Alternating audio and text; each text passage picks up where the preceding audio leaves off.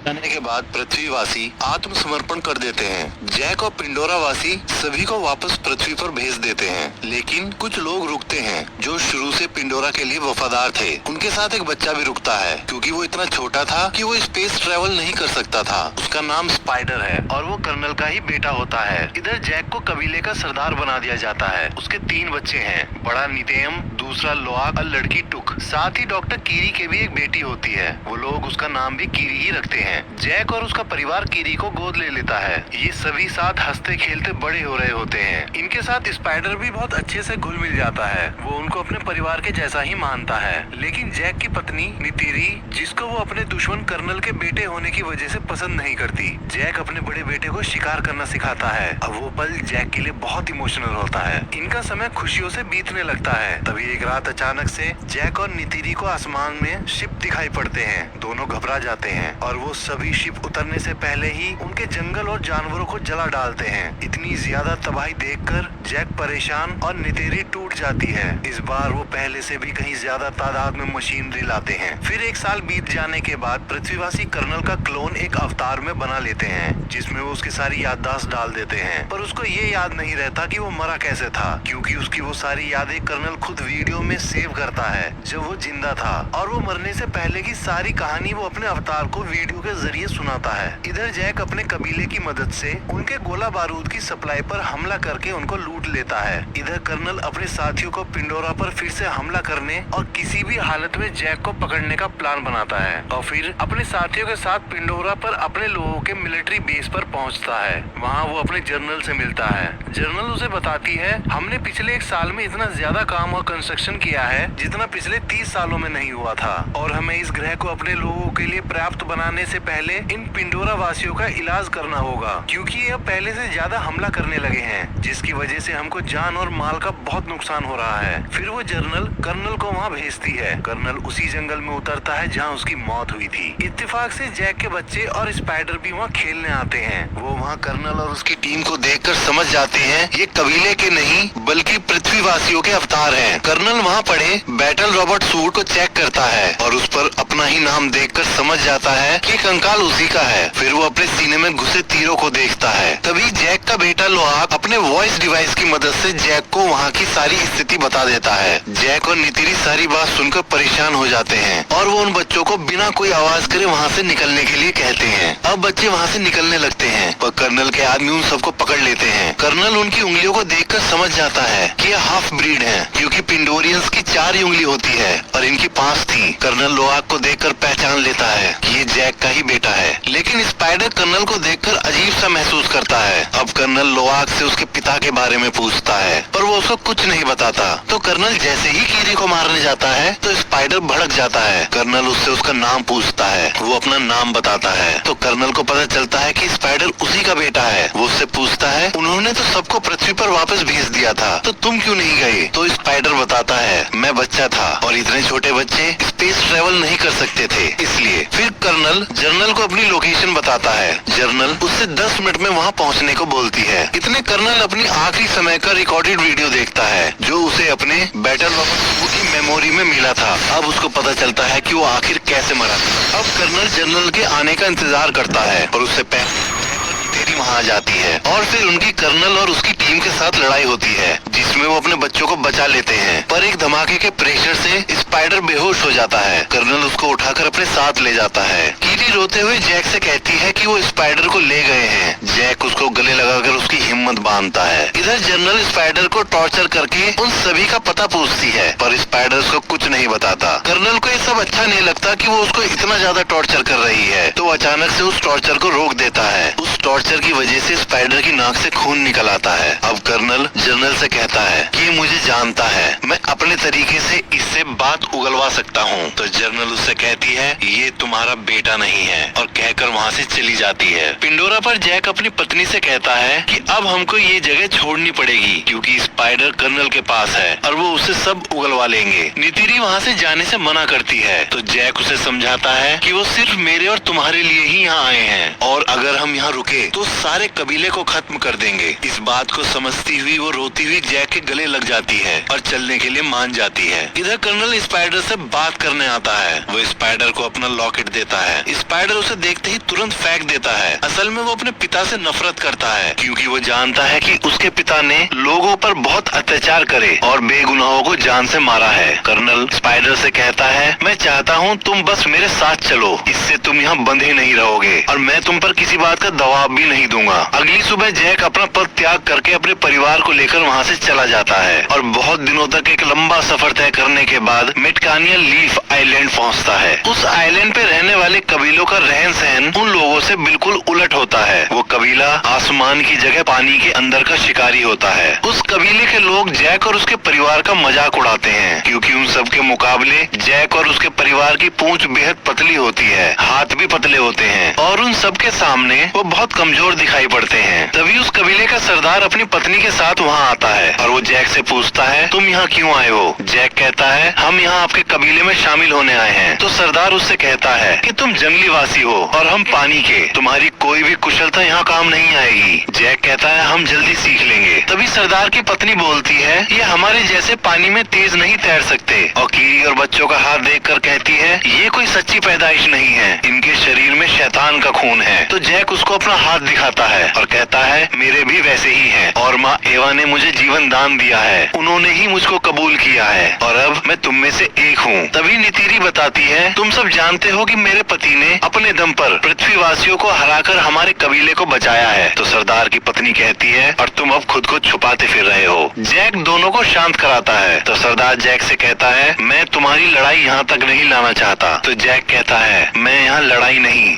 बल्कि अपने परिवार को सुरक्षित रखने के लिए यहाँ आया हूँ। सरदार उनको वहाँ रहने की इजाजत दे देता है और अपने लोगों से कहता है, इनको भी अपने भाई और बहनों के जैसा समझो, इनको एक बच्चे के जैसा समझकर हमारे सारे तौर तरीके सिखाओ, इन्हें तैरना सिखाओ जिससे ये अपने आप को बेकार न समझे। और फिर अपने बेटे और बेटी को उनकी जगह दिखाने को कहता है। अगले दिन सरदार के बच्चे जैक के बच्चों को पानी के अंदर ले जाते हैं और वो देखते हैं कि वो ज्यादा समय पानी के अंदर नहीं रुक पा रहे। वो उनकी तैरने में उनकी बहुत मदद करते हैं और उन्हें सारे तरीके बताते हैं। उसके बाद वो अपने पानी के जीवों को बुलाकर उनसे लोहाक का बंधन करवाते हैं और उसको राइड करना सिखाते हैं। कबीले का सरदार वो सारी ही बातें जैक को भी सिखाता है। सरदार की लड़की ओआक को सांस खींचना और देर तक रोकना सिखाती है। जैक के बच्चे पानी के अंदर बहुत मजा करते हैं, उन्हें एक नई दुनिया दिखाई देती है। कीरी उन सबको महसूस करती है। इधर कर्नल स्पाइडर को लेकर पिंडोरा की सबसे ऊंची पहाड़ी पर पहुंचकर अपने लिए एक बेंजिस को चुनकर उससे अपना बंधन जोड़ने की कोशिश करता है, लेकिन उनकी लड़ाई में बेंजिस उसको लेकर पहाड़ी से कूद जाता है। तो सबको लगता है कर्नल मर गए और वो वहाँ से वापस जाने लगते हैं, लेकिन तभी कर्नल बेंजिस की सवारी करता हुआ वहाँ आ जाता है। वो उससे बंधन जोड़ लेता है। इधर सरदार के लड़के कीरी को छेड़ रहे होते हैं। तभी नितेम और लोआक वहाँ आकर उन लड़कों को बहुत मारते हैं। कीरी ये देखकर बहुत हंसती है। फिर जैक अपने लड़कों को अपनी जगह पर लाकर बहुत डांटता है और लोआक को भेजकर उन सभी से माफी मांगने को कहता है। फिर वो नित्यम से पूछता है, क्या तुमने उन सबको बहुत मारा? वो कहता है, हाँ। ये बात सुनकर जैक उससे कहता है, ये अच्छी बात है। नित्यम उनका जवाब सुनकर मुस्कुराता है और वहाँ से चला जाता है। लोआक उन लड़कों के पास जाकर उनसे माफी मांगता है। वो लोआक को माफ करके अपने साथ गहरे समुद्र में शिकार करने को कहते हैं। लोआक उनकी बात मानकर उनके साथ चल पड़ता है। वो थ्री ब्रदर पहाड़ी पर पहुंचकर लोआक से एक आवाज निकालने को कहते हैं। लोआक वैसे ही करता है, पर वो उसको चुपचाप वहाँ छोड़कर वापस चले जाते हैं। असल में वो एरिया एक व्हेल मछली के जैसे दिखने वाले टुलकुन जीवों का होता है और एक जीव लोआक को मारने के लिए पागलों की तरह उसके पीछे पड़ जाता है। लोआक अपने को जैसे तैसे उससे बचाने की पूरी कोशिश करता है। बहुत देर पानी में रहने की वजह से लोआक की सांसें खत्म होने लगती हैं। अब वो वहाँ से बाहर निकलकर सतह पर आने की कोशिश करता है, लेकिन टुलकुन उसको देख लेता है और अब उस पर उसे मारने के लिए हमला करता है। और जैसे ही उसके नजदीक आता है तभी एक और टुलकुन उल्टा उस पर ही हमला कर देता है। पर इतने में लोआक अपनी सांसें टूटने की वजह से पानी में डूबने लगता है। पर कुछ देर बाद जब उसकी आंखें खुलती है तो देखता है कि उस टुलकुन ने उसकी जान बचा ली है। उसे सतह पे ले आया था। इसके बदले वो टुलकुन के पंख में फंसे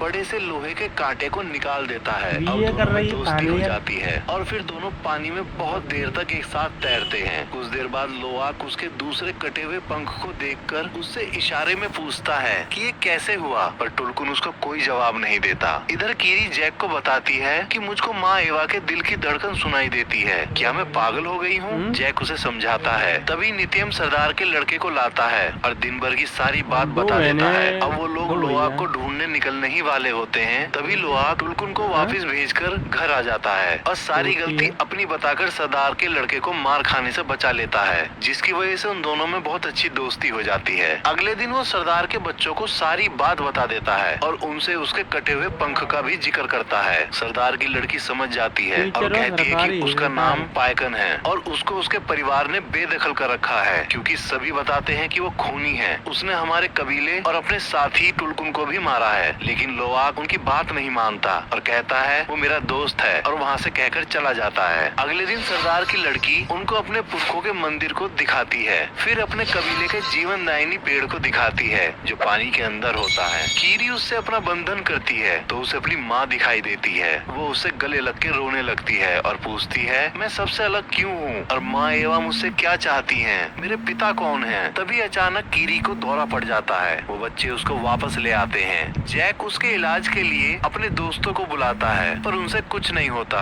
तो सरदार की पत्नी उसका इलाज करके उसे ठीक करती है। तभी कर्नल के साथी उसको बताते हैं कि रेडार पर एक शिप देखा गया है और ये शिप वही था जिससे जैक के दोस्त कीरी को ठीक करने आए थे। कर्नल को एक लोकेशन मिल गई थी। अब कर्नल एक शिकारी शिप के कैप्टन और उसके क्रू के साथ मेटकाइना रीफ के लिए निकल पड़ता है। इधर रीफ में सारे टुलकुन अपना चक्र पूरा करके वापस आते हैं। कबीले वाले उनके आने से बहुत खुश होते हैं। असल में कबीले वाले उनको अपने भाई और बहन ही मानते हैं। टुलकुन की सरदार अपने बच्चे को रोनाल को दिखाती है। वो बहुत खुश होती है और कहती है उसका बच्चा भी जन्म लेने वाला है। इधर कर्नल उसके सबसे नजदीकी कबीले पहुंच जाता है और जैक के बारे में पूछता है, पर वो लोग कुछ नहीं जानते तो वो कुछ नहीं बता पाते। वो गुस्से में उनके घरों को जला देता है और वहाँ से दूसरे कबीले के लिए निकल जाता है। जैक को सरदार पड़ोसी कबीले की जानकारी देता है और कहता है वो तुमको ढूंढ रहे हैं। नितेरी जैक से कहती है हम कब तक भागते रहेंगे? हमको अगर चैन की सांस लेनी है तो हमें उसे मारना पड़ेगा। इतनी मेहनत करने के बाद भी कर्नल को कुछ पता नहीं चलता तो अपना प्लान बदल देता है और जो उस शिप का कप्तान चाहता था कि वो टुलकुन का शिकार करे वो उसे इजाजत दे देता है। अब लोआक पायकन के पास पहुंचता है और उससे कहता है मैं तुम पर भरोसा करता हूँ, तुम भी मुझ पर भरोसा करो और तुम्हारे साथ क्या हुआ था वो मुझे बताओ। और उसको ऐसा करते हुए उसके साथी देख लेते हैं। पायकन अपना मुंह खोलता है। लोआक अंदर जाकर अपना बंधन जोड़ता है जिससे उसको सब पता चल जाता है कि उसने सिर्फ अपने साथियों और कबीले वालों को बचाने की कोशिश करी थी। उसमें उसकी कोई गलती नहीं थी और उसने किसी को नहीं मारा। अब उस कबीले के सरदार को पता चलता है कि लोआक पायकन के पास गया था, जिसकी वजह से वो उसको डांट लगाता है और बताता है टुलकुन पहले खूनी दरिंदे हुआ करते थे और बहुत ज्यादा मार काट करने के बाद उन्होंने दरिंदगी त्याग दी और शांति को ही अपने जीवन का मूल आधार बनाया। पर पायकन ने उनके नियम तोड़कर वापस दरिंदगी दिखाई तो उसको बरादरी से बेदखल कर दिया। लोआक उसको सच बताने लगता है पर जैक उसको बोलने नहीं देता। इधर कर्नल की टीम टुलकुन की सरदार पर ही ट्रैकर लगा देती है क्योंकि वो अपने बच्चे की वजह से तेज नहीं तैर सकती थी। अब वो सारे शिकारी, अब वो कैप्टन बड़ी बेरहमी के साथ उसको घेर कर मार देता है और अपने शिप पर लाकर उसके दिमाग में ड्रिल करके पीले कलर का सारा तरल निकाल लेता है और वो बताता है कि ये तरल सबसे कीमती है और इतने से तरल की कीमत 660 करोड़ रुपए है और इसी के पैसों की वजह से ही कर्नल तुम अपना काम कर पा रहे हो। इधर कबीले वाले टुलकुन की लाश के पास पहुंचते हैं। सरदार की पत्नी उसको देखकर बहुत रोती है और बताती है कि मेरी आत्म बहन थी और इसने न जाने कितनी साइकिल पूरी करने के बाद अपने बच्चे को पाया था और वो वापस आकर लड़ाई का ऐलान करती है। लेकिन जैक उनको समझाता है कि अगर तुम उनसे लड़े तो वो तुम्हारा सब कुछ खत्म कर देंगे, उनको भी जिनको तुम प्यार करते हो। और उन्हें ट्रैकर को दिखाकर कहता है हमको टुलकुन की जिंदगी बचानी है तो ऐसा कुछ भी उन पर दिखाई दे तो मुझको बताओ, मैं इन ट्रैकर्स को बंद कर सकता हूँ जिसकी वजह से उनकी जान बच सकती है। और ये बात सभी टुलकुन तक पहुँचाने को कहता है। सब मान जाते हैं। फिर जैक चुपके से नितीरी को बताता है कि वो टुलकुन का नहीं बल्कि हमारा शिकार करना चाहते हैं। अब लोआक पायकन के पास उसको सावधान करने के लिए निकल पड़ता है क्योंकि वो जानता था कि उसे कोई नहीं बताएगा। लेकिन सारे बच्चे उसे रोकने की कोशिश करते हैं पर वो वहाँ से निकल जाता है तो भी सारे बच्चे उसका पीछा करते हैं। इधर कप्तान दूसरे शिकार की तैयारी करता है। लोआक पायकन के पास पहुँचता है। वो पायकन पर ट्रैकर देखकर घबरा जाता है और उस ट्रैकर को निकालने की कोशिश करता है। तभी सामने से शिकारी जहाज को देखकर वो घबरा जाता है। अब सब बच्चे वहाँ पहुंचकर उस ट्रैकर को निकालने की बहुत कोशिश करते हैं पर वो उनसे भी नहीं निकलता। फिर लोआक अपने पिता को सब बता देता है। तभी जैक सरदार को बता देता है। वो सब तैयार होकर उनकी तरफ निकल पड़ते हैं। कर्नल उन बच्चों को टुलकुन के पास देखकर बहुत खुश होता है। बच्चे ट्रैकर को निकाल देते हैं और उसे समुद्र में फेंक देते हैं और खुद भी समुद्र में अंदर छुप जाते हैं और पाइकन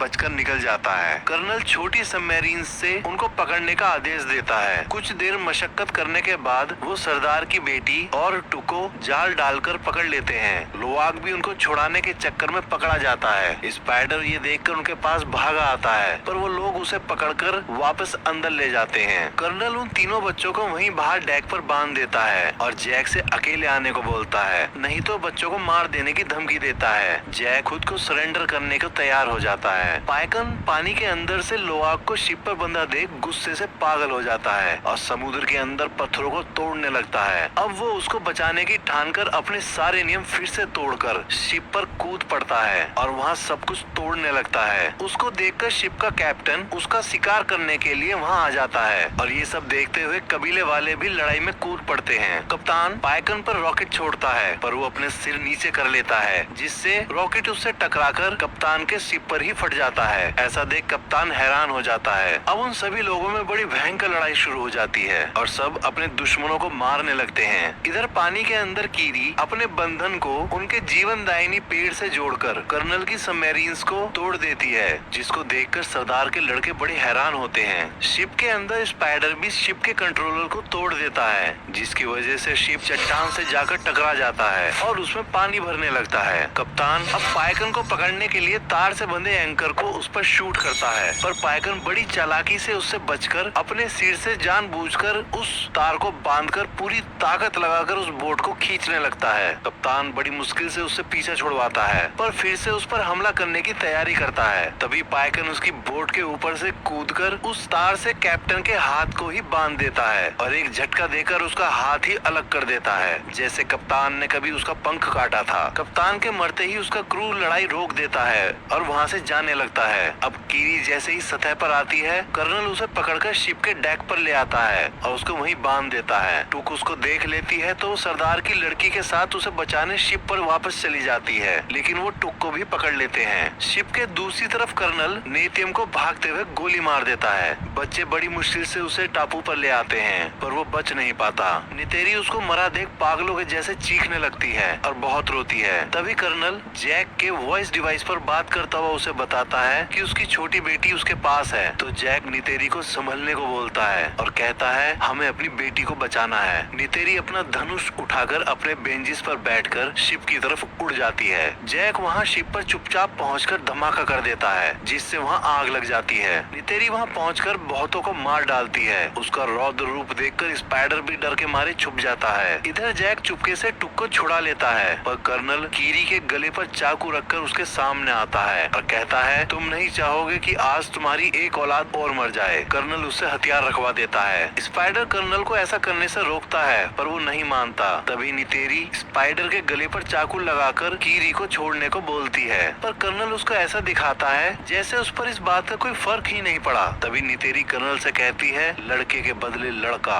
स्पाइडर की छाती पर चाकू मार देती है। कर्नल तुरंत कीरी को छोड़ देता है। अब वो सब वापस जाने लगते हैं, पर कर्नल कहता है, मैं अभी भी नहीं रुकूंगा और वापस आऊंगा और तुम अपने पूरे परिवार के साथ सारी जिंदगी डर में जियोगे। इतना सुनते ही जैक उस पर हमला कर देता है। इधर पानी के अंदर नितेरी और उसके बच्चों को आग घेर लेती है, तो वापस शिप पर चढ़कर उसके दूसरी तरफ से निकलने की कोशिश करती है। तभी पानी का बहाव टूक को शिप के अंदर ले जाता है। नितेरी उसके पीछे कूद जाती है। शिप डूबने लगता है और पलट जाता है। स्पाइडर और कीरी ऊपर आ जाते हैं। इधर पानी के अंदर जैक लड़ते लड़ते कर्नल का गला घोटकर उसे बेहोश कर देता है। उसको लगता है कि कर्नल मर गया, लेकिन खुद भी पानी में सांसें टूटने की वजह से डूबने लगता है। तभी लोआग जैक को बड़ी मुश्किलों से एक चैम्बर में लेके आता है, जिससे जैक को सांस आ जाती है। इधर टुक और नितेरी भी एक जगह आके फंस जाते हैं और जहाज पूरी तरह अंधेरे में डूब जाता है। फिर कीरी वहाँ रोशनी देने वाली अनेक मछलियों को बुला लेती है और वो उनको पूरे जहाज में भेज देती है। वो टुक और नितेरी को बाहर निकाल लेती है। इधर लोआग पाइकन की मदद से जैक को भी बाहर निकाल लेता है। अब पाइकन उन सबको अपने पंख पर बैठाकर टापू पर छोड़ देता है। स्पाइडर भी कर्नल को बाहर निकाल लेता है। वो जिंदा होता है। वहाँ उसका बेंजिस आ जाता है। कर्नल स्पाइडर को साथ चलने के लिए बोलता है, पर स्पाइडर उसे वहाँ चिढ़ाकर वापस जैक और उसके परिवार के पास आ जाता है। तो कर्नल अपने बेंजिस पर बैठकर वहाँ से उड़ जाता है। अब सब कबीले वाले